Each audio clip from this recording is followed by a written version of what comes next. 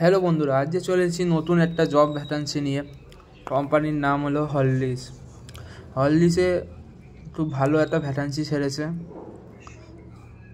Apply করার প্রসেসটা সমস্ত কিছু ভালোভাবে দেখো, তারপর অ্যাপ্লাই করো।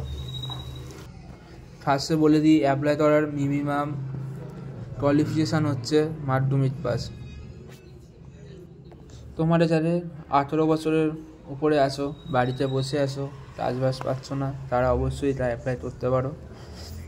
মিনিমাম স্যালারি হচ্ছে 18,000 থেকে স্টার্টিং।